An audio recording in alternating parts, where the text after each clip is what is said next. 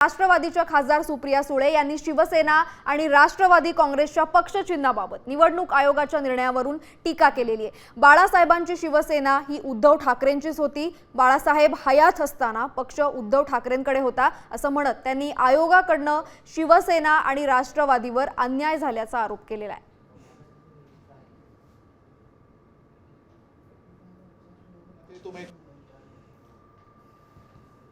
शिवसेना ही काल, आज आणि उद्या ही उद्धवजींचीच असणार आहे। याचं कारण असं की बाळासाहेब ठाकरेंनी तो पक्ष स्थापन केला, ते हयात असताना त्यांनी तो पक्ष उद्धवजींच्या हातात दिला। शरद पवारांकडून चुकीच्या पद्धतीने पक्ष काढून घेतला।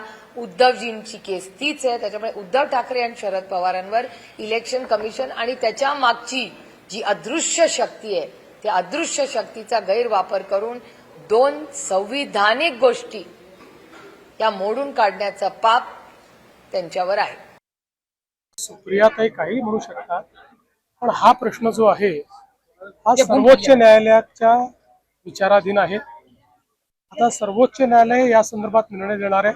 2024च्या विधानसभा निवडणुकीत दिलेला आहे आणि लोक न्यायालयाने शिवसेना ही सन्माननीय एकनाथराव शिंदेजींची आणि राष्ट्रवादी ही अजितदादा पवारांची आहे, यावर शिक्कामोर्तब केलेला आहे।